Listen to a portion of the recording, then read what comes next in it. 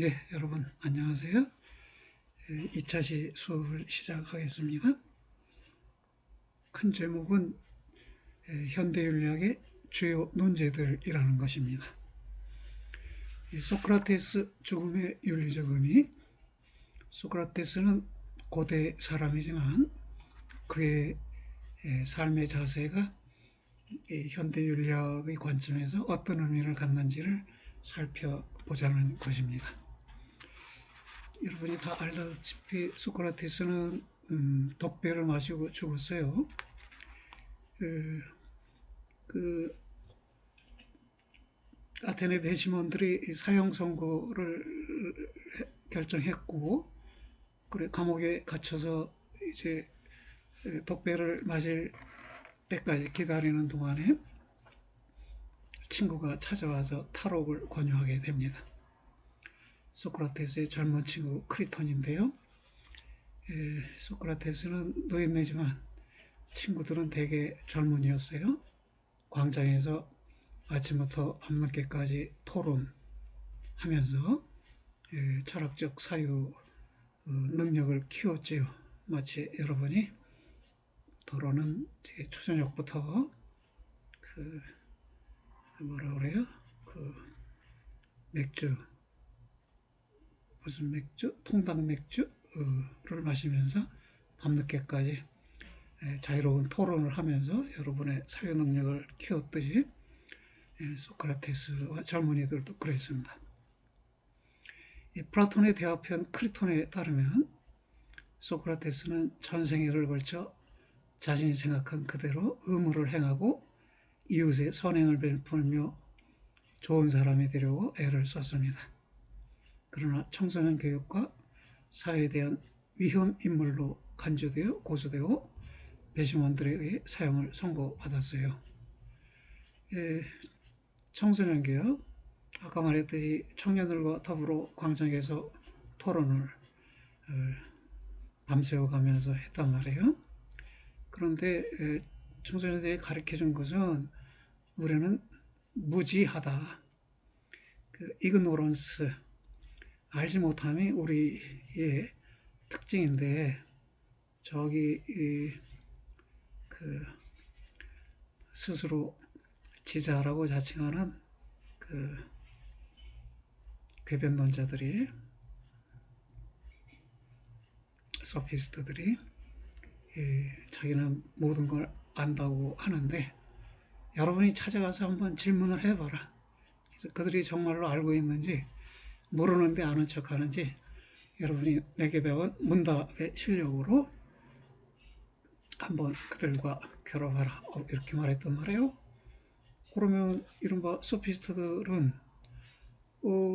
소크라테스한테 배운 젊은이들한테 공격을, 논박을 당하는 처지에 몰렸잖아요. 청소년 교육을 잘못 시켰다, 이렇게 소크라테스를 비난했습니다. 사에 대한 위험인물로 간주되었는데요.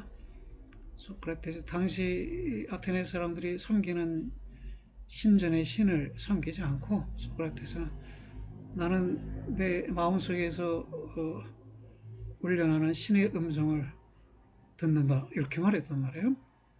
당시 사람들은 신전에 찾아가서 공물을 바치고, 요새 말로 하면 헌금을 바치고, 그리고 자기 소원을 말하고 그러고 돌아오고 했는데, 이 신앙적 태도가 당시 사람들의 태도와 같지 않아서 이 사회 미풍양속을 해치고 있다. 그래서 위험인물로 간주했습니다. 이때 그의 친구들이 그가 탈옥하고 가족과 함께 도망갈 여건을 조성했어요. 그러나 그는 탈옥을 권유하러 온 친구 크리톤에게 탈옥을 거부하고 그 이유를 설명합니다. 도망가서는 안 되는 이유를 세 가지 제시했는데요. 첫째, 우리는 결코 그 누구도 해쳐서는 안 되는데 도망은 국가를 해치는 일이 된다. 왜냐하면 도망은 국가의 법을 어기고 그걸 존중하지 않는 것이기 때문이다. 둘째로, 약속은 지켜져야 하는데 도망은 약속을 어기는 일이다. 왜냐하면 어떤 사람이 국가를 떠날 자유가 있음에도 그곳에 머물러 산다는 것은 암묵적으로 국가의 법에 복종할 것을 약속한 것이기 때문이다.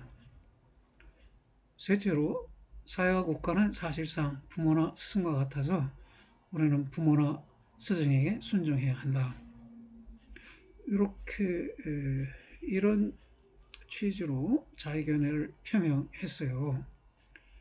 여기서 드러나는 세 가지 도덕 원칙은 정리하면 해악의 금지, 약속의 준수, 사부의 순종 이것입니다. 해악은 해로운 악행, 국가 해치는 일도 해로운 악행에 해당한다는 것이고요. 사부라는 것은 스승과 부모, 옛날엔 스승을 부모같이 여기고 존중했었지요. 이 세 가지 도덕 원칙에 의거해서 도망해서는 안 된다 이런 결론을 내놓는데요. 그 3단 논법 형식으로 정리하면 이렇습니다. 내가 도망가면 나는 사회에 해악을 끼치는 것이다. 그런데 나는 사회에 해악을 끼쳐서는 안 된다. 따라서 나는 도망가면 안 된다. 후권부정법이라고 배웠죠. 모두스 톨렌스라고 하는 것. if절과 then절로 구분해서 if절을 전권, then절을 후권 그러는데요. 그 then절, 후권을 부정해서 전권의 부정을 결론으로 얻는 것을 후권 부정법 또는 모두스 폴렌스라고 해요. 논리학의 기본 원칙, 전권 긍정법과 후권 부정법 그 중에 하나죠. 두 번째도 내가 도망가면 나는 약속을 어기는 것이다. 후권이 나는 약속을 어기는 것이다 이거잖아요. 이걸 부정하는 말은 나는 약속을 어기면 안 된다. 그럼 얻어지는 결론은 전권의 부정, 즉 나는 도망가면 안 된다. 이게 결론이 되는 것이죠. 세 번째로 내가 도망가면 나의 부모나 스승에게 순종하지 않는 것이다. 이 후권을 부정하면 나의 부모나 스승에 순종하지 않으면 안 된다. 따라서 전권의 부정, 나는 도망가서는 안 된다. 이렇게 반복적으로 동일한 결론이 얻어지네요. 결국 도망은 해악의 금지, 약속의 준수, 사부의 순종이라는 또는 존중이라는 원칙을 어기는 것이므로 옳지 않은 행위이다. 이런 판단 과정은 실천적 3단 논법, 실천에 관련된 3단 논법이다. 그렇군요. 명명불복종의 이유. 그러면 이 도망가지 않고 독배를 먹은 거는 국가명령에 복종한 것이냐? 그렇게 볼 수도 있는데 아니라고 볼 수도 있어요. 왜 그런가요? 명시적으로 명령에 불복종한 경우가 있는데요. 왜냐하면 그는 소크라테스는 국가의 복종이라는 원칙보다 우선하는 원칙을 갖고 있었어요. 소크라테스의 변명이라는 대화편에서 소크라테스는 만일 국가가 지금까지 그가 행해온 것과 같은 교육을 더 이상 행하지 않는다는 조건으로 그의 생명을 구해주겠다고 한다면 이 복종하지 않겠다고 말한다. 그리고 그 이후로 그가 아폴로 신에게서 가르치는 점지받았고 그의 가르침은 국가의 진정한 선을 위해 필수적이라는 점을 지적한다. 이 이유에서 보이는 새로운 도덕 원칙들은 신적인 소명의 준수, 국가적 선에 도모하는 것이다. 여기서 이 두 가지 의무들이 국가의 복종이라는 의무와 상충하고 있다. 국가에 복종하지 않고 신적인 소명을 준수해야 한다. 국가에 복종하지 않고 국가적 선을 도모해야 한다. 이렇게 말해줄 수 있다는 것이에요. 국가의 제안을 소크라테스 거부할 수 있는 이유는 그에게서 소명의 준수와 국가선의 도모라는 의무가 국가의 복종이라는 의무보다 우선하는 의무들, 즉 상위의 도덕 원칙들이기 때문이다. 국가의 복종이라는 의무는 앞서 1, 2, 3 해악의 금지, 약속의 준수, 사부의 존중 이 세 가지 의무들의 의존에 파생되는 하위 규칙일 뿐이다. 그래서 이 하위 규칙은 1, 2, 3도 상위 규칙이고 4번, 5번도 상위 규칙이고요. 상위 규칙이 우선하기 때문에 이 하위 규칙은 위반될 수 있다고 본 것이네요.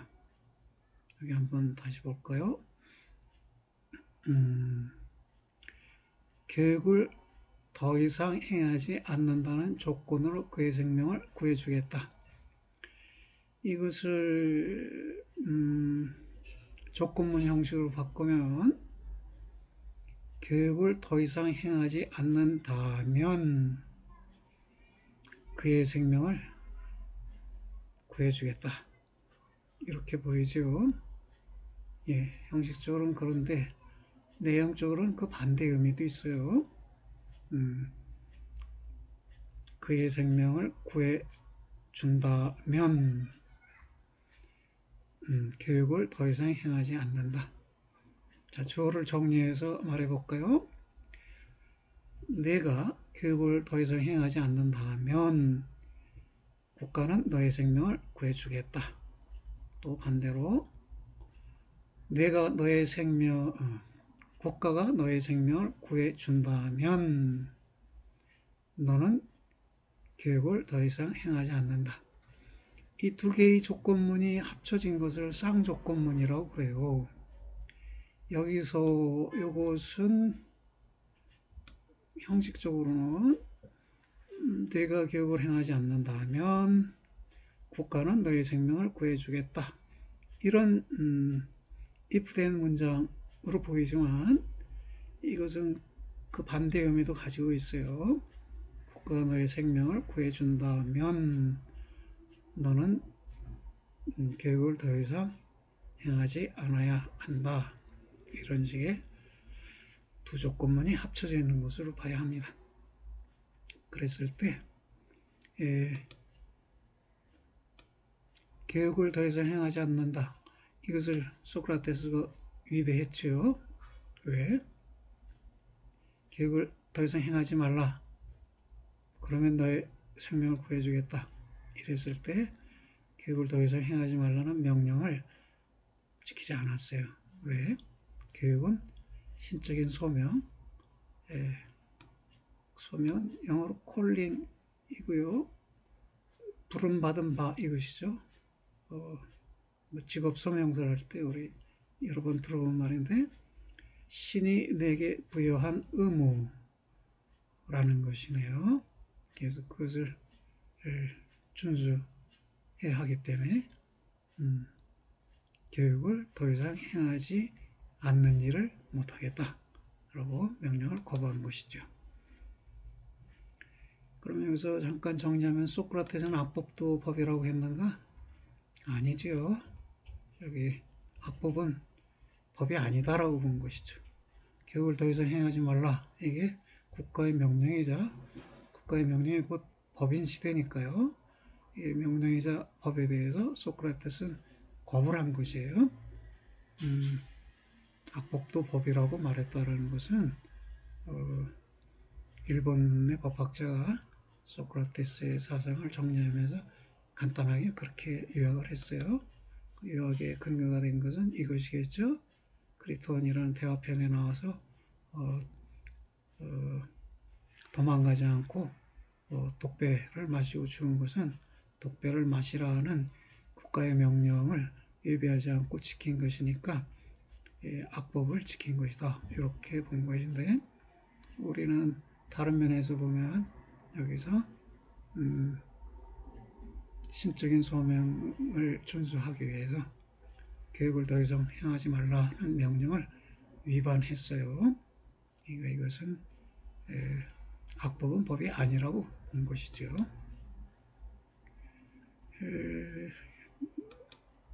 악법이라는 말이 언제 논의가 됐냐면 군사 독재 정권 시대 때 학생들이 독재 타도와 민주 실천, 구호를 외치면서 시위를, 데모를 많이 했어요. 그럴 때 좀 그 정부 편에 서 있던 교수나 학자들이 내세우는 말이 악법도 법이니까 위반해서는 안 된다. 유신헌법도 법이니까 위반하면 안 된다. 유신헌법을 위해서 내린 뭐 계엄령이니 긴급조치니 다 법이니까 위배하면 안 된다 해서 국민들을 독재 정권에 복종시키려고 하기 위해서 그 말이 많이 언급됐는데 최근에는 그런 말을 언급할 이유가 없게 되었죠. 민주화가 많이 진행된 덕분입니다. 한마디 더 할까요?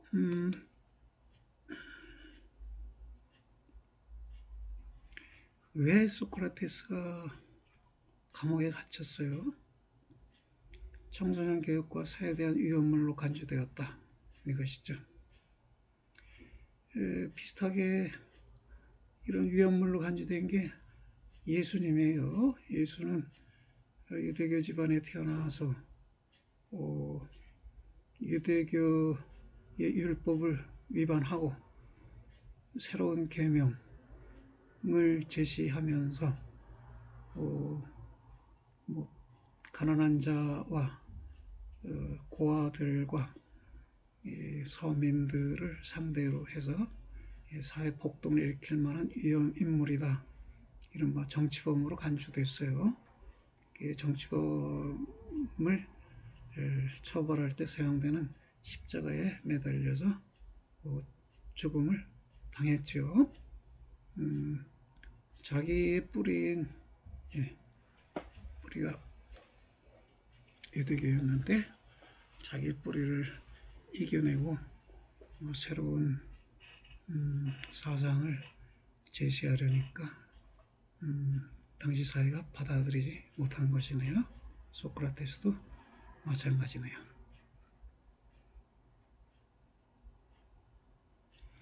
죽음을 대하는 태도. 소크라테스가 죽음에 대해 초연할 수 있었던 이유가 둘이라고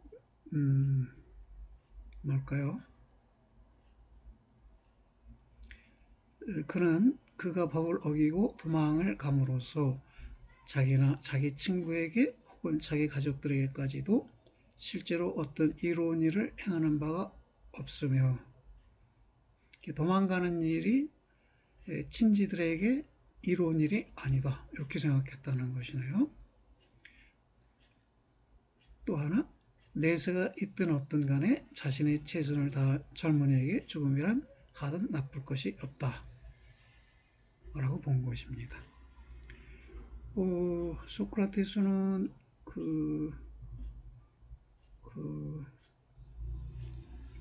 감옥에 들어가기 전에 배심원들에게 마지막으로 한 말이 죽음에 대한 얘기인데요. 죽음이라는 것은 두 경우 중에 하나이다. 하나는 이 세계에서 저 세계로 여행하는 것이거나 다른 하나는 영원한 안식의 잠을 자는 것이다. 그런데 둘째부터 보면 우리는 하루도 편안한 수면을 취하는 날이 드물다. 그런데 영원히 편안한 수면을 취한다? 그건 거부할 일이 아니다. 즉 죽음을 거부할 일이 아니다. 죽음이 영원한 잠에 드는 것이라면 우리 첫째, 이 세계에서 저 세계로 여행하는 것이 죽음이다. 그렇다면 죽음을 거부할 일이 아니다. 왜냐하면 저 세계에는 내가 흠모했던 많은 영웅 호걸들이 있을 것이다. 호모와 같은 위대한 시인도 있을 테고, 소크라테스 이전 사람들로 파르메데스나 헤라클레토스 같은 대철학자들도 있을 테고, 그럼 그들을 만나서 평소 궁금했던 것을 질문하고 답변에 대해서 서로 토론을 하고 그런 기회를 얻는 것이 저 세계로 이행하는 것이라면 그런 죽음은 마다할 일이 아니다. 이렇게 봤어요. 예, 대단한 죽음에 대한 태도가 대단하죠. 예, 윤리적인 다면 평가를 보겠습니다. 소크라테스의 도망 거부 이유가 다양하게 해석될 수 있다고 그러네요. 어떻게 해석이 되나요? 만약 소크라테스가 도망 여부의 문제를 도망 여부로부터 자기에게 주어지는 좋은 결과와 관련해서 생각했다면, 도망 안 가면 내게 좋은 일이 생긴다, 이렇게 생각했다면 윤리학적 이기주의자가 될 것이다. 그러니까 자기에게 이로운 일을 행하는 게 윤리다, 이런 입장이 있을 수 있죠. 그런 건 윤리학적 이기주의라고 그러고요. 그가 만약 자신의 도망 여부가 사회 일반에 최대로 좋은 결과를 가져올는지만을 물었다면, 즉 도망 안 가는 게 사회 최대로 좋은 결과를 가져온다, 스스로 반문해보고 그렇다라고 긍정해서 도망을 안 갔다면 그는 일종의 공리주의자, 특히 행위 공리주의자, 도망 안 가는 행위가 최대의 공리를 실현시킬 것이라고 믿은 행위 공리주의자가 될 것이다. 그러나 사실상 그는 주어진 규칙들을 의무로 여기고 이에 의거해 판단하고 행동하였기 때문에 규칙 의무론자이다. 우리 앞에서 세 가지 해악의 금지, 규칙의 약속의 준수, 사부의 순종, 그리고 신적 소명의 준수, 국가적 선의 도모, 이렇게 5가지를 죽음에 관련된, 도망에 관련된 소크라테스의 사회를 지배한 규칙들로 말했는데요. 그 점에서는 규칙 의무론자이다. 근데 만약 그가 사회 일반의 최대의 선을 가져오기 위해서 그 규칙들을 받아들이고 이들에 의해 행동한 것이라면, 규칙 공리주의자, 공리 실현을 위한 규칙을 준수했으니까 규칙 공리주의자가 된다. 의무인 규칙을 수행했다면 규칙 의무론자인데, 공리 실현을 위한 규칙을 준수했다면 규칙 공리주의자가 된다, 이것이네요. 그가 죽음을 받아들이는 태도를 통해 짐작해 볼 수 있는 일이기는 한데, 그가 만약 사적 이익에 대한 절제와 죽음에 대한 용기, 사적 이익에 대한 절제, 죽음에 대한 용기, 아까 아리스토텔레스의 중용에 해당하는 것으로 용기와 절제와 또 뭐가 있어요? 긍지라는 걸 들었죠? 비겁과 만용 사이의 중용으로서의 긍지. 어떤 이러한 절제, 용기 등을 도덕적 덕목들로 여기고 이러한 덕들에 적합한 규칙들을 받아들이고 삶과 죽음을 행한 것이라면 그는 덕의 윤리학자이게 된다. 덕목의 윤리학자, 덕성의 윤리학자. 소크라테의 죽음은 삶의 윤리와 관련해 우리에게 많은 것을 사유하게 한다. 우리는 행동할 때 덕성 윤리학자로 행동하는 것일까요? 규칙 공리주의자로 행동할까요? 규칙 의무론자로 행동할까요? 아니면 행위 공리주의자로 행동할까요? 아니면 윤리학적 이기주의자로 행동할까요? 이것이 첫 번째, 윤리학적 이기주의자로서의 행동이 가장 쉽게 우리가 살펴볼 수 있는, 목격될 수 있는 사람의 모습이고요. 덕의 윤리학자가 제일 어려울 것 같네요. 덕성 자체를 중시해서 덕성에 따라 살아가는 사람, 덕의 윤리학자가 될 텐데 그건 쉬운 일이 아니네요. 그럼 덕의 윤리학이라는 것은 무엇인가? 도덕적 품성을 중시하는 윤리학이다. 이 덕의 윤리는 존재의 윤리라고도 불립니다. 판단이라는 말은 사실 판단과 가치 판단으로 나눠지고요. 가치 판단은 다시 도덕적 가치 판단과 비도덕적 가치 판단으로 나눠지고요. 근데 이 장치는 좋다, 이 장면은 아름답다 하는 판단은 다 비도덕적, 도덕과 무관한 가치 판단이에요. 좋다라는 게 가치고요. 아름답다는 것도 가치이죠. 그, A는 B다, 뭐 C는 D다. 주어와 수어를 갖춘 문장을 판단이라고 하고요. 윤리학이 다루는 것은 도덕적 가치 판단인데 이거는 도덕적 의무 판단, morally deontic judgment, 이것과 도덕적 덕성 판단, morally aesthetic judgment 두 개로 나눠지고요. 의무 판단과 덕성 판단으로 나눠지고, 근데 약속은 지켜야 한다는 것은 도덕적 책임이나 의무에 대한 판단이니까 도덕적 의무 판단이고요. 사랑은 덕이다 라는 것은 덕성에 관한 판단이니까 이건 도덕적 덕성 판단이 되겠네요.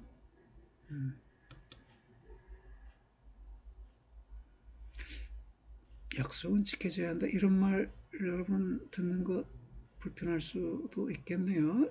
강제적인 규제적인 표현들은 좀 불편하죠, 듣기. 사랑은 덕목입니다, 이건 어떤가요? 좀 덜 불편할 수 있겠네요. 덕성 내지 덕목을 제시하거나 검토하는 도덕론은 덕의 윤리, ethics of virtues, 또는 존재윤리, ethics of being 이라고 불린다. 삶이라고 해도 비슷하겠죠? 삶의 윤리, 존재윤리. 덕의 윤리는 어떤 도덕적 품성, 트레이트가 덕에 속한다고 보는 것에 따라 크게 두 가지로 나눠진다.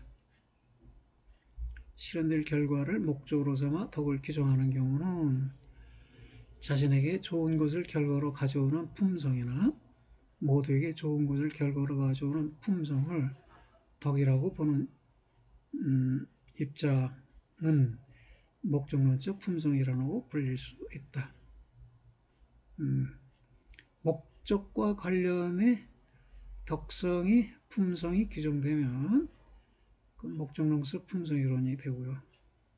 반면에 실현될 결과와 무관하게 그 자체로 좋은 품성을 덕이라고 보는 입장은 의무론적 품성이라고 볼 수 있겠다. 이 품성 자체를 의무로 본다는 점에서 품성 자체가 그 자체로 가치 있는 것, 그 자체로 의무가 되는 것으로 본다는 점에서 의무론적 품성 이론이네요. 그럼 전통적으로는 어떤 덕목들이 있었을까요? 사랑의 구체적 덕목으로 네 가지가 있다고, 중세 토마스 아퀴나스의 7가지 덕목 중에서 사랑의 덕목 중에 네 가지가 속한다는 표현이 있는데요. 그 얘기를 한 것입니다. 플라톤은 지혜, 용기, 절제, 정의를 4개의 주요 덕목, 사주덕이라고 말했고요. 기독교에서는 믿음, 소망, 사랑이라는 3개의 신학적 덕목을 강조하죠. 사려, 인내, 절제, 정의라는 4가지 인간적인 덕목, 이것을 합쳐 7개의 주요 덕목을 말합니다. 애초에 이 7주덕을 말한 토마스 아퀴나스는 인간적인 덕목 4가지를 사랑의 구체적인 형태로 보고 있기 때문에 실제로 그에게는 앞서의 3가지만 주요 덕목이었다. 어때요? 믿음, 소망, 사랑 중에 이 사랑의 덕목은 구체적으로 말하면 사려 깊음, 인내함, 참음, 절제함, 정의로움, 이걸 다 가지고 있다네요. 그러면 우리가 사랑 그러면 매우 추상적으로 들리잖아요. 그냥 감정적으로 좋아하면 사랑인 건가 보다. 하는데 토마스 아퀴나스는 사랑이려면은 사려, 인내, 절제, 정의를 갖춰야 한다고 봤어요. 한 번 더 생각해 볼까요? 부모님의 자식 사랑이 과잉된 사랑,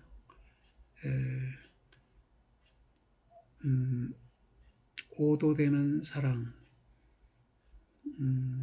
아니라면 부모님은 사려 기뻐야 하고요. 인내할 줄 알아야 하고요. 절제할 줄 알아야 하고 정의로울 수 있어야죠.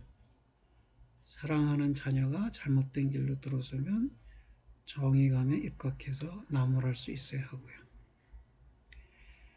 사랑하는 자녀가 요구하는 것이 있다고 해도 그걸 무조건 들어주지 않고 절제할 수 있어야 하고, 사랑하는 자녀가 잘못했을 때 지나치게 화를 내지 않고 절제할 수 있어야죠.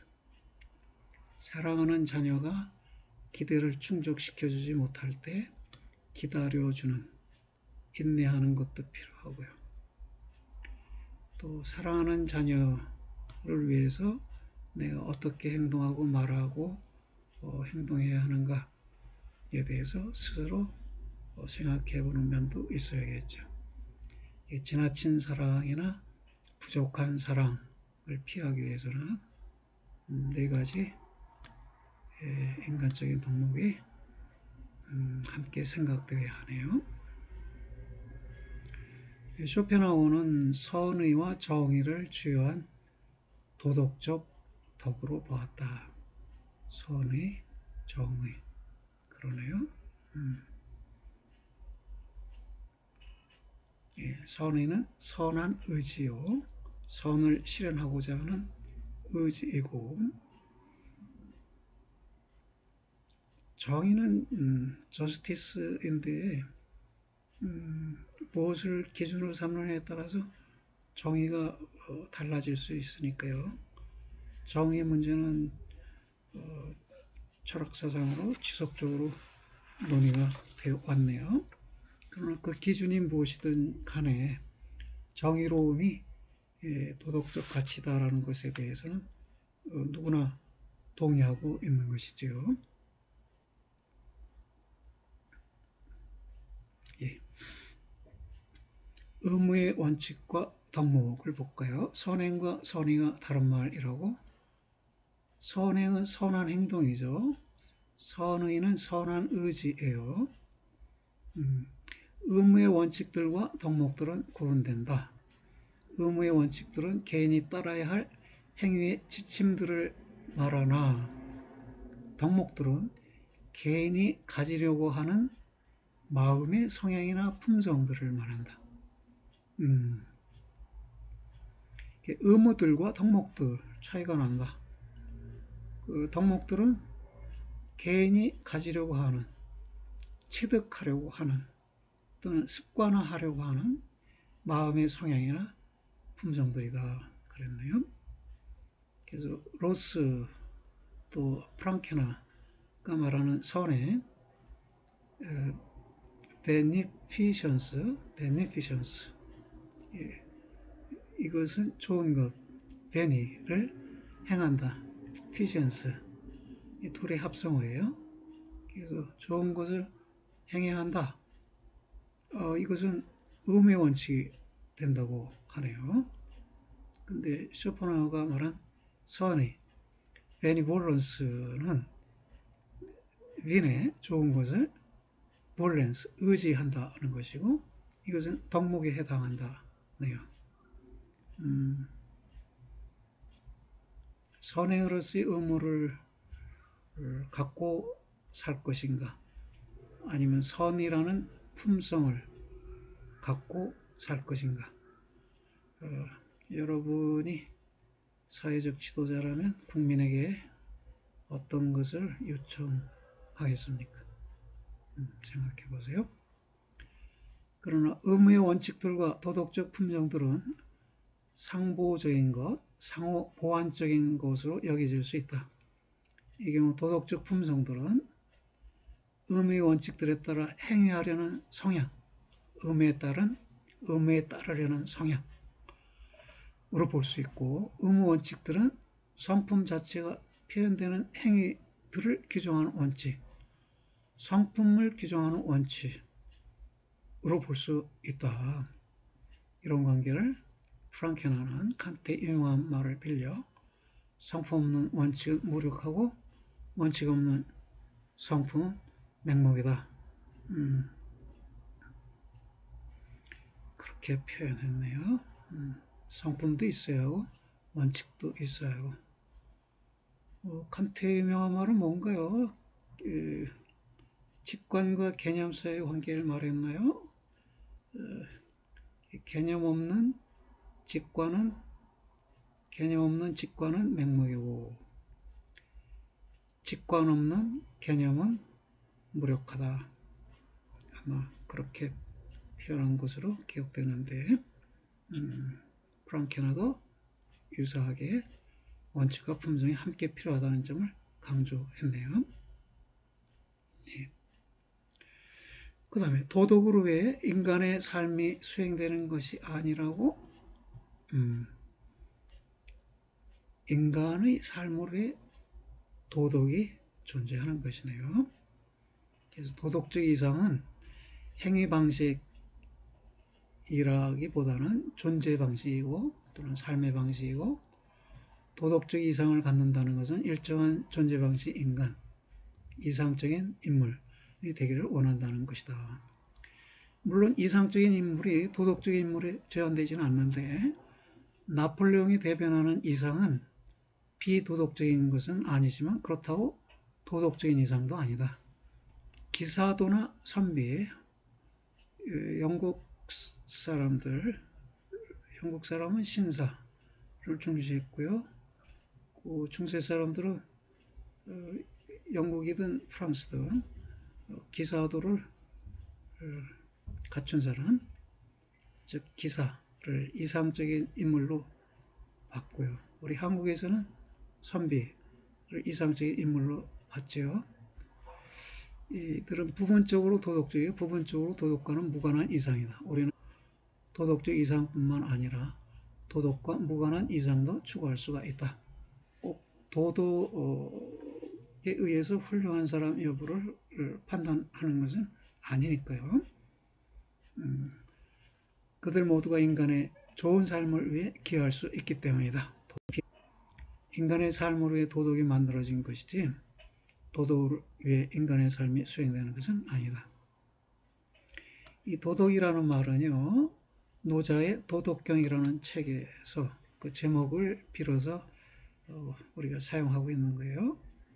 이 도라는 건 길도자인데, 길에는 천도도 있고 인도도 있고 그래요. 천지의 존재 방식을 천도라고 말할 수 있습니다. 인간의 존재 방식을 인도라고 말할 수 있는데, 인도는 천도를 따른다고 하죠. 그러니까 천지의 존재 방식. 천지는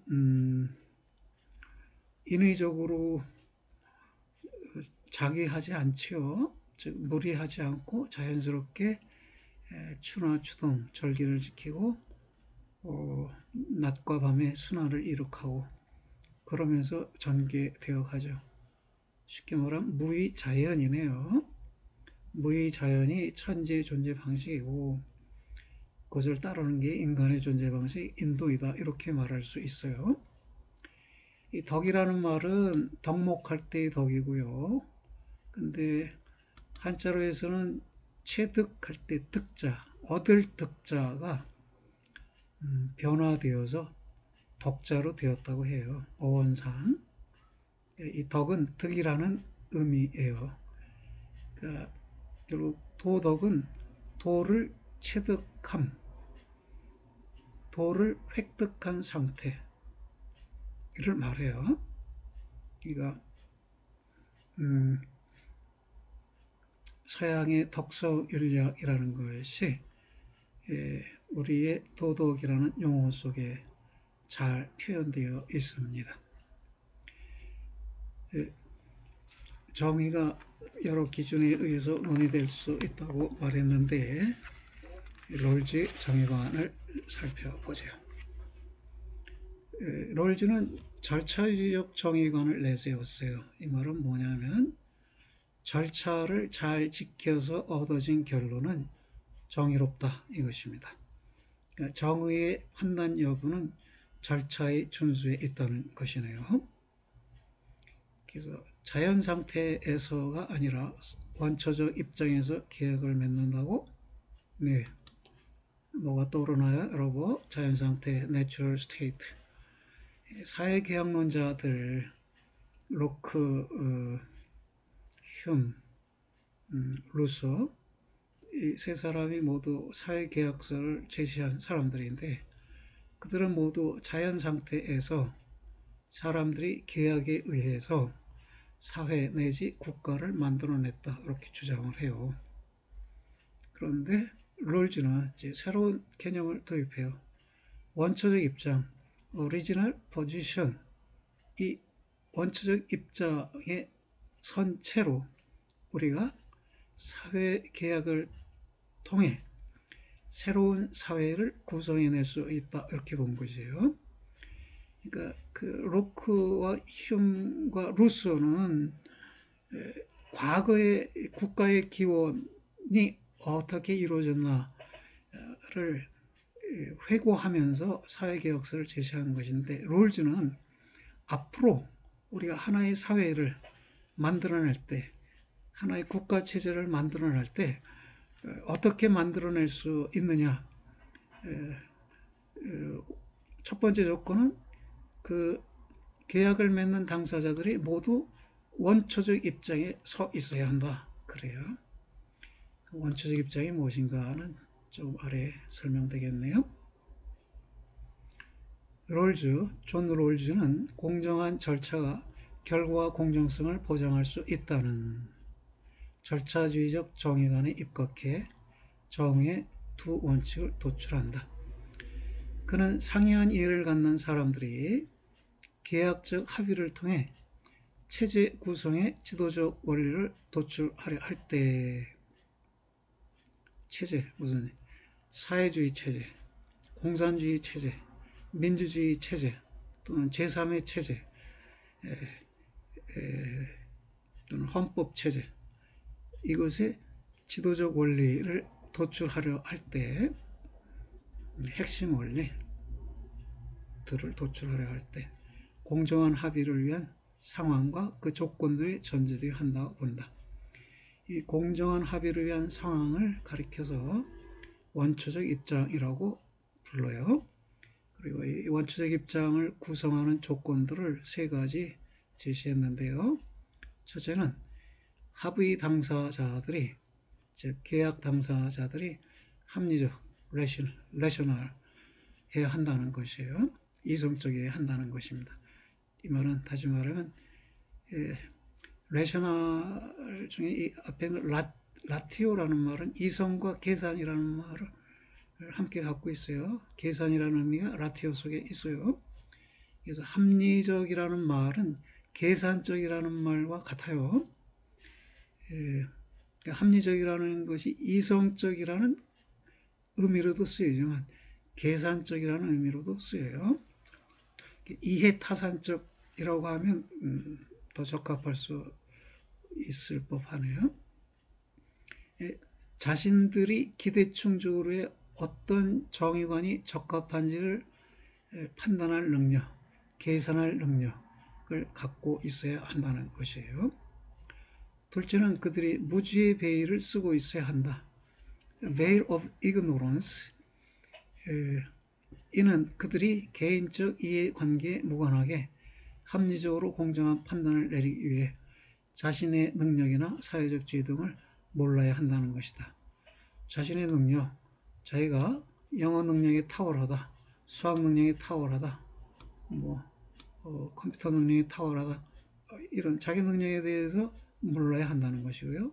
사회적 지위, 자기가 중산층 아버지의 자녀로 태어났다, 재벌 아버지의 자녀로 태어났다, 농부 아버지의 자녀로 태어났다, 이런 지위에 대해서 몰라야 한다는 것입니다. 그렇게 모르는 것을 무지라는 베일을, 커튼을 걸치고 있어야 한다. 이렇게 비유적으로 표현했어요. 셋째는 합의된 내용은 일반적이고 정의에 이해가 없고 수정 불가능한 것이어야 한다 그랬어요. 수정 불가능한 irreversible, 되돌릴 수 없어야 한다 이 말이죠. 합의 당사자들이 합의한 내용은 지켜져야지 그걸 되돌려서는 안 된다 이렇게 말하고, 이 세 가지 조건들이 갖춰져 있는 상황을 the original position, 원초적 입장이라고 표현했습니다. 상황이면 상황이지 왜 입장이라고 그랬어요? 상황은 상황인데 개인적 차원의 입장에 토대를 둔 상황이라 원초적 입장 이렇게 말했네요. 개인이 합리적이어야 하고 개인이 무죄의 배열을 써야 하고 개인의 결정이 수정 불가능한 것이어야 한다. 이렇게 개인 차원에서 상황을 강조하기 위해서 입장이라는 말을 썼네요. 롤즈에 따르면 원초적 입장에 처한 합리적 계약 당사자들은 각각의 대안들을 자유롭게 검토하면서 이 대안들이 자신에게 가져올 최선의 결과보다는 최악의 결과를 자문한다. 그들의 계약의 전략은 그래서 효용을 극대화하는 대안보다는 일정한 대안의 자유로운 선택으로 인해 생겨나는 최소 수혜자에게 최대의 이익을 보장하는 최소 극대 원리가 되리라고 본다. 많이 들어본 말이지만 많이 애매한 말이기도 하죠. Sorry. 최소 수혜자는 예컨대 하류 계층을 말해요. 우리가 공산주의 체제, 사회주의 체제, 자본주의 체제, 세 가지 체제를 염두에 두고 고려하고 있다고 생각해 보세요. 그때 나 자신이 그 체제 내에서 상류, 중류, 하류층 중에서 하류층에 속할 수 있잖아요. 그럼 내가 최소 수혜자가 되는 거예요. 상층, 중층이 아니라 하층 계급이니까 내가 최소 수혜자가 되는 거죠. 계층의 측면에서 최소 수혜자예요. 근데 최대 이익을 보장받는다. 이건 무슨 말이냐? 그러니까 공산주의 체제에서 내가 하층일 경우에 내가 월급을 100만 원 받는다고 치고요. 또 사회주의 체제에서는 월급을 150만 원 받는다 치고 자본주의 체제에서는 200만 원을 받는다고 쳐봐요. 그럼 여러분이 최하층인데 최대 이익은 어디서 생겨요? 자본주의 체제에 생기죠. 물론 거꾸로 말할 수도 있어요. 자본주의 체제가 100만 원의 월급을, 사회주의 체제가 150만 원의 월급을, 공산주의 체제가 200만 원의 월급을 줄 수도 있어요. 그거는 중요한 게 아니죠. 그러니까 내가 하층 계급일 경우 어느 체제에 속했을 때 최대 이익을 얻게 되느냐, 거기에 관심을 갖는다는 거예요. 누가? 계약 당사자들이. 내가 최소 사회자일 때 어느 체제에서 최대 이익을 보장받느냐, 이거를 염두에 두고 생각하고 판단을 하는데, 이런 판단의 원칙을 최소 극대화의 원리라고 그래요. 이 말도 이해해 볼까요? 최소 극대화라는 것은 최소 값들 중의 최대 값을 선택한다는 원리예요. 최소 극대화. 이 표현 자체만으로는 백날을 생각해도 이 말이 최소 값들 중에서 그 중에서 최대의 값을 선택하는 원리다. 이런 의미가 안 드러나죠. 예, 더러 책만이 아니라 대면 강의를 대화를 통해서 공부할 필요도 있겠네요. 예, 롤즈는 그들이 최소극대 원리에 의거해서 정의의 두 원칙을 합의하게 될 것은 합의하게 될 텐데 평등한 자유 원칙과 최소 국대의 차등 원칙이라고 본다. 여러분 지금 우리나라가요. 지금 우리나라 제6대 공화국이에요. 대한민국 제6대 공화국. 제1공화국이 이승만 정권이고요. 제2공화국이 제1공화국은 대통령제고 제2공화국이 장면인가요? 내각제 정부인데 아마 장면 정부일 것입니다. 내각제 정부가 제2공화국이고 그 다음에 제3공화국으로 대통령 중임제가 있었고요. 그 다음에 제4공화국이 이른바 유신헌법이에요. 그러면 제5공화국이 그 전두환 씨 7년 단임제 공화국, 노태우 씨까지가 제5공화국이고, 제6공화국이 5년 단임제 대통령인데, 김영삼 대통령 이후로 지금까지가 제6공화국이네요. 그러면 우리가 제7공화국을 만든다고 생각해 보세요. 제7공화국을 만들려면 헌법을 만들어야 돼요. 새로운 헌법이 현저할 때, 이전 헌법과 현저하게 다를 때 새로운 공화국이라는 이름을 부여합니다.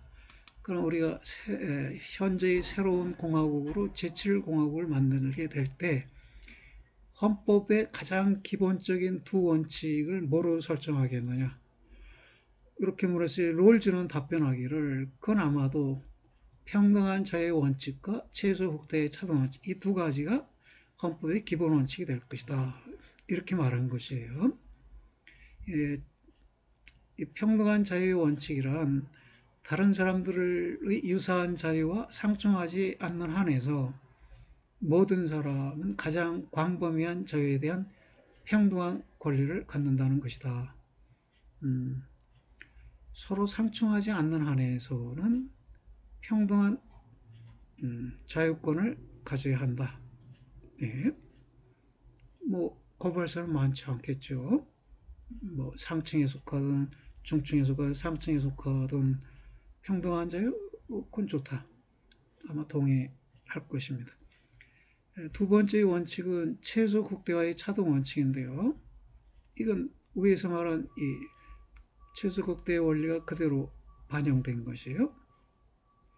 이것은 사회적, 경제적 불평등은 최소 수혜자에게 가능한 한 최대의 이익을 보장하도록 조정되고 무슨 말이에요? 최소 수혜자에게 즉 하층에 하류 계층에 속하게 될 사람에게 가능한 최대의 이익을 다른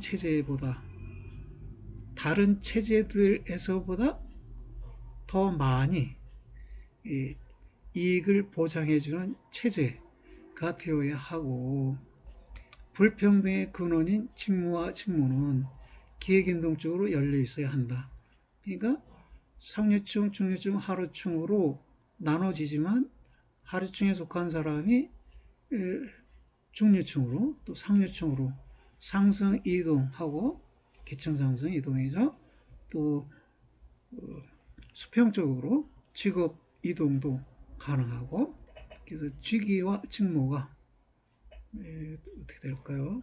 직위는 위아래 상하층에 관련된 개념이라면 직무는 평등하게 수평적 의미를 가진 개념이겠네요. 이게 계획운동중에 열려져야 한다. 그러니까 세 사람이 모여서 논의하는 거예요. 자, 우리 셋 중에서 한 사람은 대장이 되고 한 사람은 심부름하는 사람이 되고 한 사람은 돈 벌어 오는 사람이 되는데 심부름하는 사람이 최소 수혜자로 하자. 그러면 우리 셋 중에 누구라도 최소 수혜자가 될 수 있을 텐데, 그럼 이 최소 수혜자를 염두에 둬서 어떤 체제를 우리가 만들어 낼 수 있겠는가 의논해 보자 했을 때, 그들은 이렇게 말할 거라는 거야. 우리 세 사람의 그룹이 뭐 가족 공동체가 되든 경제 공동체가 되든 종교 공동체가 되든 이익 공동체가 되든 그 다양한 체제 중에서 그 최소 수혜자에게 최대익이 보장되는 그런 체제야 하고, 그 불평등의 근원인 직위와 직무, 즉 대장과 일하는 사람과 심부름하는 사람, 이런 직위나 직무는 서로 번갈아 가면서 경우에 따라서 서로 뒤바뀔 수 있어야 한다 라는 이런 견해의 셋이 합의하지 않겠느냐라는 게 롤즈의 견해입니다. 이런 롤즈의 정의론에 대해서 좌파의 맥퍼슨은 차등이 자유를 침해하게 된다고 비판하고, 그 최소 극대화의 차등 원칙, 좌파는 좌파는 완전한 평등을 지향하니까요. 그 평등한 자유만이 아니라 이 경제적 측면에서도 평등의 원칙이 실현되어야 한다고 믿기 때문에 경제적 차등이 결국 경제적 자유를 침해하는 것이라고 비판하고요. 우파의 노직은 평등한 자유의 강조가 자유를 침해하게 된다고 비판한다. 자유도 불평등할 수 있다는 것이에요. 경제적으로 열악한 사람이 경제적으로 풍요한 사람과 동등한 자유를 가질 수 있느냐? 그건 아니지 않느냐? 그래서 경제력에 따라 자유가 제한될 수 있을 텐데, 지금 롤즈의 견해에 의하면 이 평등한 자유를 강조함에 의해서 자유를 침해하게 된다고 비판합니다. 이들 외에도 공동체주의자들 샌들, 맥킨타이어, 테일러는 롤즈의 이론이 개인주의적인 인간관 및 사회관에 입각해 있으며 인간의 공동체주의적 측면을 간과하여 추상적 보편주의에 빠져 있다고 비판한다. 무슨 말이냐 하면, 그 하부에 의해, 계약에 의해서 사회나 국가를 만들어낸다 라는 말은 현실적이지 못하다는 거예요. 왜냐하면 우리는 태어날 때 이미 공동체 속에 국가 공동체, 사회 공동체, 가족 공동체와 같은 공동체 속에 태어나요. 그리고 그 공동체가 요구하는 대로 행동하고 또 공동체를 위해 기여도 해요. 그러니까 개인들이 먼저 있고 개인들의 계약을 행함에 의해서 공동체가, 즉 가족 공동체나 사회 공동체나 국가 공동체가 사후적으로 만들어진다. 그거는 잘못됐다는 것이죠. 그건 추상적인 견해에 불과하다. 이렇게 비판을 합니다. 이 롤즈에 대한 비판은 여러 측면에서 정의되는데요. 여러 측면에서 제기되는데, 우선 공동체주의 반론을 보면 자의 정체성은 사회에 의해 형성된다는 것이 공동체주의의 반론이다. 이 자의 정체성은 그 개인 자신이 만들어가는 게 아니라 사회에 의해서 주조되는 것. 그러니까 일본 사회에 있으면 일본 사람 개인의 정체성을 갖게 되는 것이고, 미국 사회에 있으면 미국 사람 개인의 정체성을 갖게 되는 것이지, 일본 사회나 미국 사회라는 이 공동체를 떠난 채로 별개로 자아의 정체성이 있는 것이 아니다. 그러니까 개인 자아는 사회에 의해서 영향을 받고 있는 것이지, 개인 자아가 사회를 구성하고 사회를 좌우할 수 있는 것이 아니다라는 이런 반론이에요. 또 하나는 각 공동체는 특수한 정의의 원리와 특수한 가치관을 갖고 있다는 것이 공동체주의의 반론이라고. 그 롤즈식으로 국가체제를 최소 수혜자의 최대 이익을 보장하는 국가체제를 만들면 그런 국가체제는 단 하나이겠죠. 아마도. 그런데 실제에 있어서 공동체는 이제 일본이라는 공동체가 특수한 정의와 특수한 가치관을 갖고 있어요. 중국이라는 공동체도 마찬가지고요. 말레이시아라는 공동체도 마찬가지예요. 그러니까 롤즈와 같이 원초적 입장에 서서 계약을 통해서 공동체를 만들어내면 그 공동체가 평등한 자유 원칙과 차등의 최소 극대화의 차등의 원칙, 이 두 원리에 의해서 구성되는 공동체일 것이다 라는 이 말은 현실에서 별 의미가 없다는 것이죠. 이미 각 공동체는 자기 나름의 정의나 가치관을 가지고 있다는 것입니다. 이 덕의 윤리의 반론도 있는데요. 이 덕의 윤리 입장에서는 자아는 사회 속에서 정체성을 형성하고 정의 원칙들보다 모범적 인물들의 삶의 수행에 도움을 준다는 것이 덕의 윤리의 반론입니다.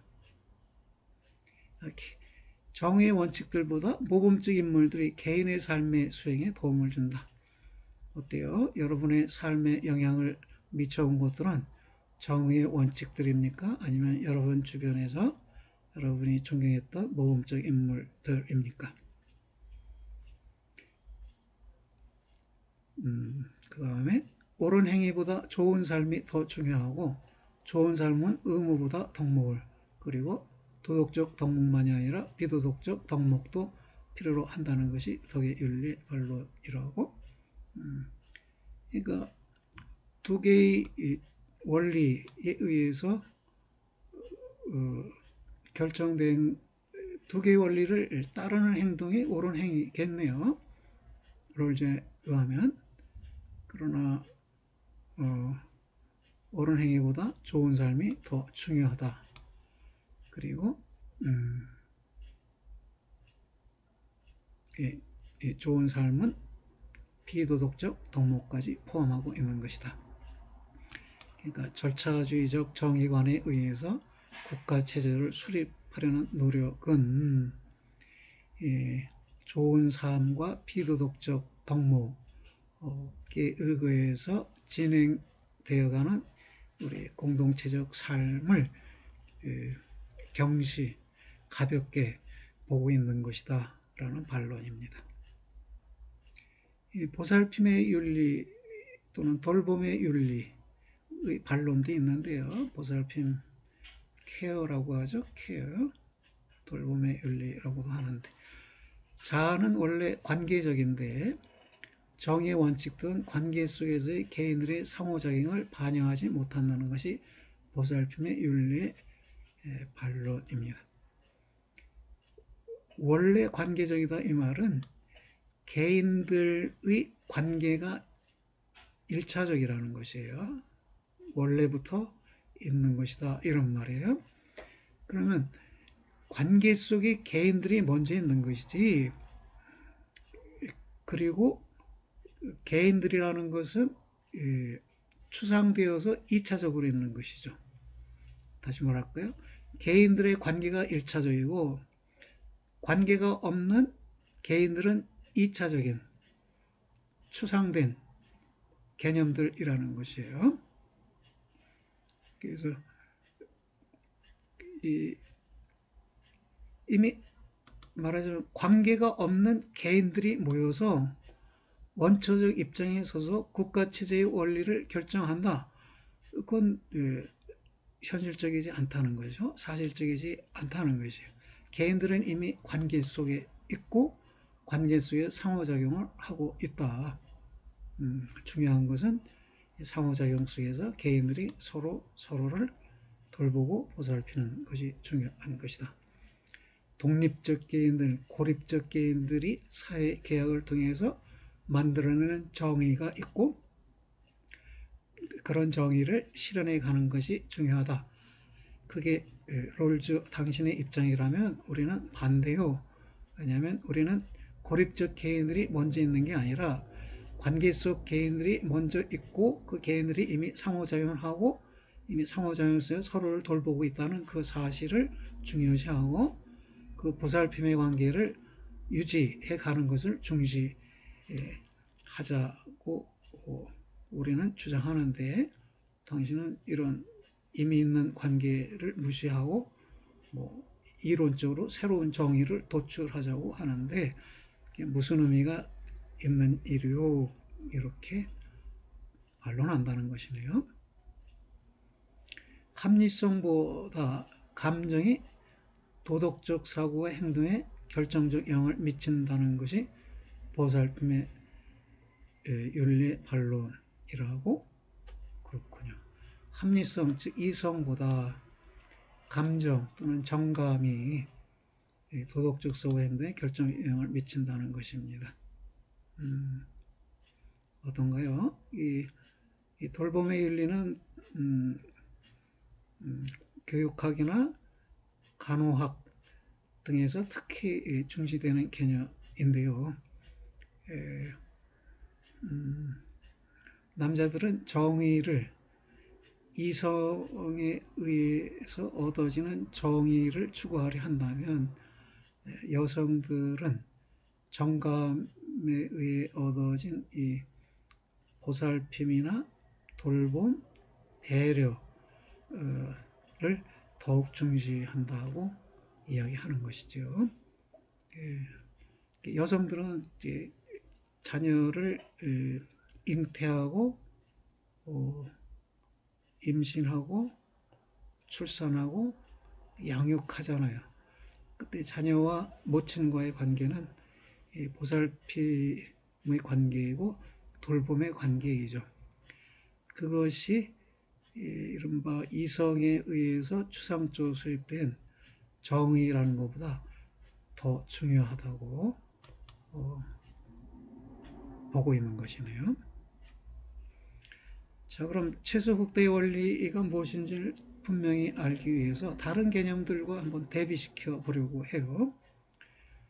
평균 효용 극대화 원칙도 있고 최소극대화 원칙도 있고 최대 후의 최소화 전략도 있고 이 외에도 여러 가지 몇 가지 더 있어요. 여러분이 회계학이나 경영학 분야 강좌를 듣게 되면 거기서도 들을 수 있는 이야기인데요.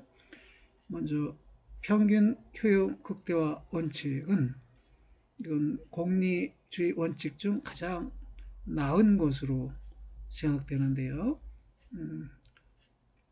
평균 효용 값들 중에서 최고 값을 선택하자는 것이에요.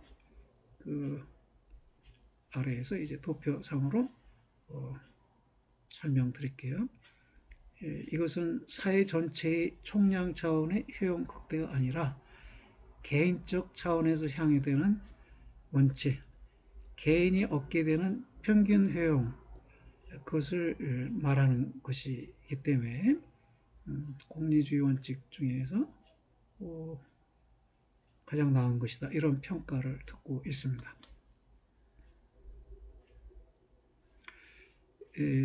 공리주의자는 평균 효용 극대화를 추구하는 행위 당사자가 무지의 배일 속에 있다면, 즉 모두가 어떤 지위를 차지하게 될 동등한 기회를 가진다면 합리적 개인은 평균 효용 극대화 원칙을 선호하리라고 주장합니다. 평균 효용 극대화 원칙은 확률적 평가에 입각한 행위 선택이고 모험 수용적 행위 전략이라고도 말해집니다.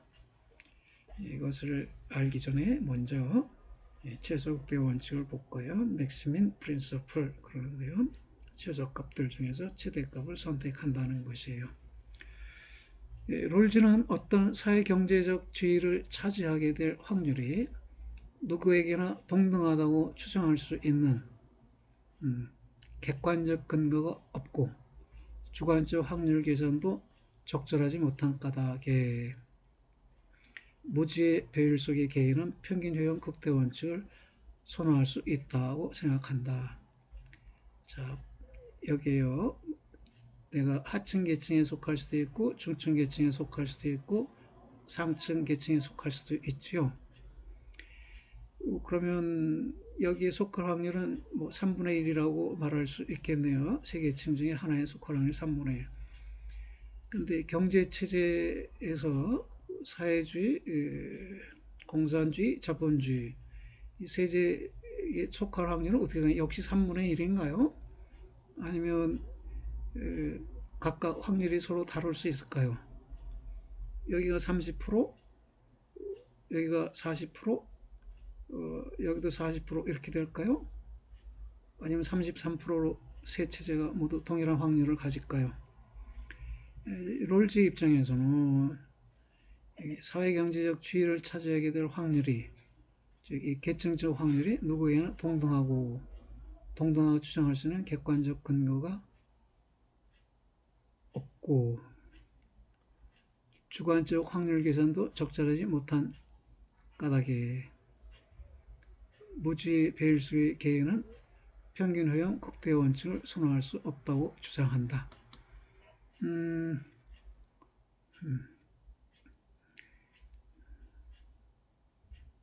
예, 여기까지 염두에 두고 표현을 해낸 것인데 어쨌든 살펴보죠. 그러면 롤제 입장은 확률 부여를 못한다는 것이에요. 그럼 여기 하층에 속할 확률도 3분의 1.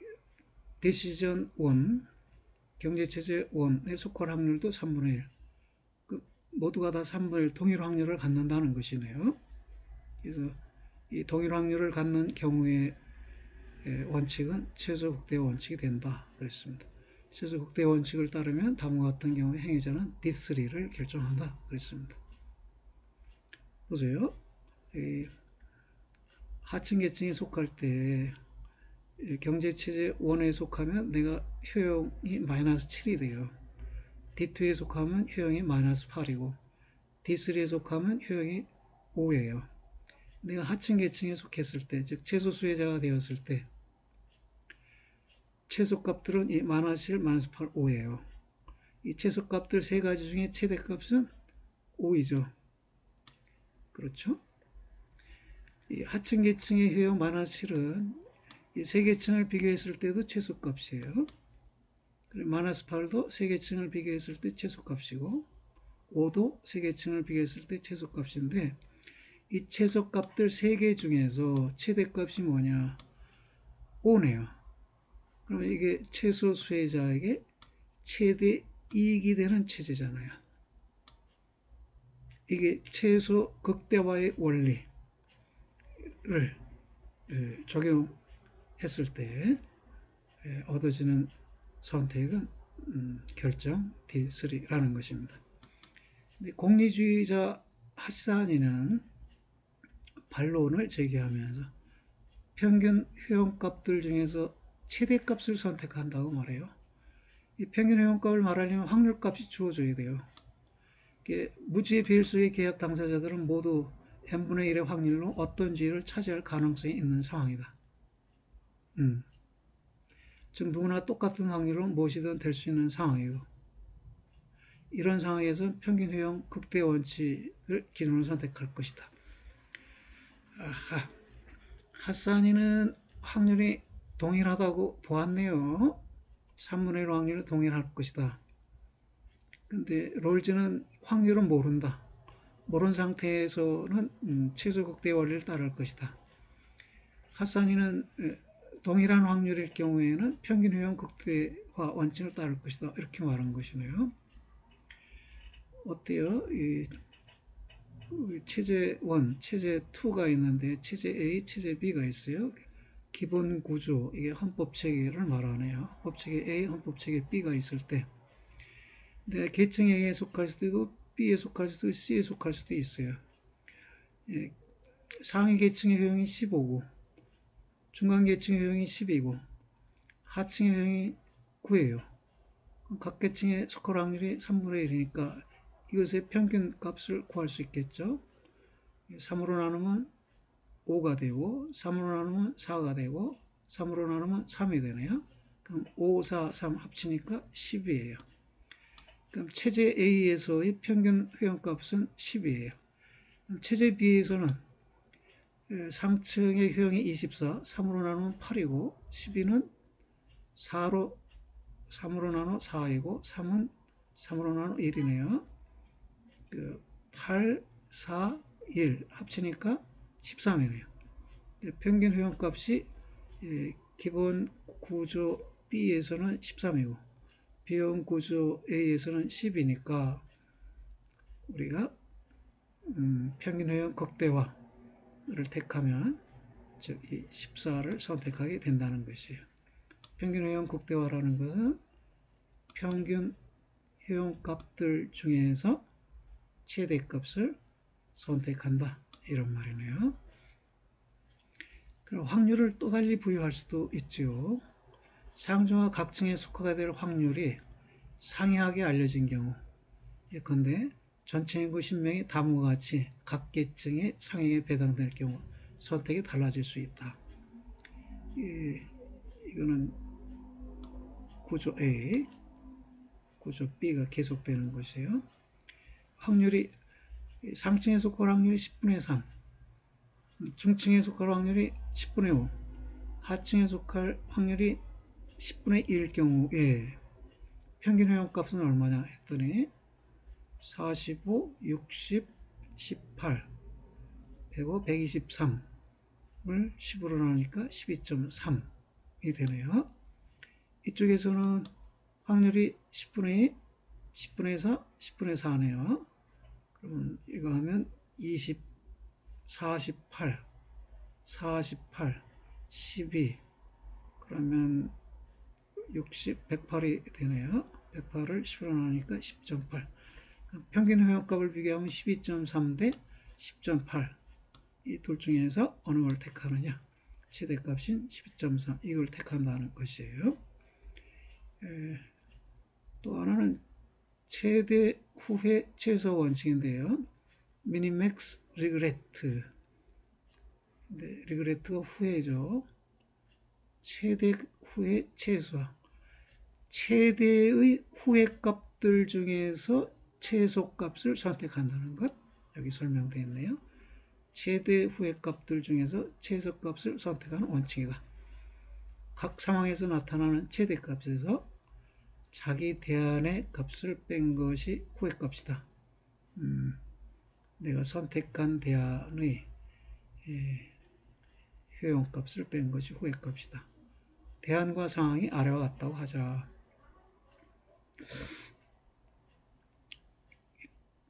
대안이 채권, 주식, 투자신탁 세 가지가 있네요.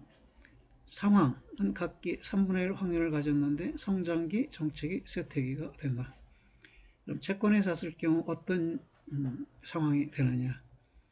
A관이 채권을 선택한 경우라고 하자. 성장기라면 성장기가 여기 40이 되겠네요. 주식을 선택한 경우에 비해 이익이 30이 적으니 30이 후회값이다. 주식을 사면 70일 텐데 채권을 사서 40분이니까 30만큼 적어요. 그럼 30이 후회값이 된다는 것이네요. 정책이라면 정책에서는 45가 내가 선택한 선택지 효용값인데 여기서 자기 것이 45이니 다른 대안들에 비해 후회값이 없다. 다른 대안들의 효용은 30, 45예요. 그러니까 나와 같거나 적죠. 그렇다면 후회값은 없어요. 나의 선택지가. 그럼 쇠퇴기에서는 5네요. 5는 최고값이죠. 그러니까 역시 후회값이 없습니다. 이와 같은 방식으로 A2나 A3를 선택하였을 때 후회값들과 최대 후회값을 계산할 수 있다. 계산된 후회값과 최대 후회값은 아래 표와 같다. 채권을 샀을 때 성장기에서 40은 70보다 30이 적으니까 후회값이 30이고 45 자기보다 큰 값들이 없으니까 후액값이 0이고요. 5에서도 이 5는 다른 숫자보다 크니까 후액값이 없어요. 이 세 가지 중에 최대 후액값은 30이네요. 그 다음에 주식 B일 경우 70을 샀을 때 최고값이니까 후액값은 없고 30일 때는 45보다 15가 적으니까 후액값이 15가 돼요. 세택이 마이너스 13에서는 5보다 무려 18이 적네요. 후액값이 18이 됩니다. 투자 신탁했을 때 53은 70보다 17이 적어 45는 제일 큰 값에 해당하니까 후액값이 없고요. 마이너스 5는 5보다 10이 적지요. 후액값이 10이 되네요. 이 중에서 최대 후액값을 적으면 30, 18, 17 이렇게 되네요. 최대 후액값 중에 최소값이 되는 건 17이죠. 여기서 후액값이 최소가 되니까 이거를 투자 신탁을 선택하겠네요. 또 다른 상황을 볼까요? A를 선택했다고 해서 상황이 S1이라면 여기라면 A1에 30이 A2에 18이나 A3에 15보다 이 크니 후액값이 0이다. 자, 30은 후액값이 없어요. 10이 되었을 때 후액값은 15에 비해 5가 되네요. 마이너스 10이 되면 후액값은 15를 기준으로 하니까 25가 되네요. 또 A2를 선택했을 때 상황 1에서는 2인데 2는 30보다 28이나 적어요. S2에서는 14인데 이건 15보다 1이 적고 S3에서는 5인데 이것은 15보다 10이 적네요.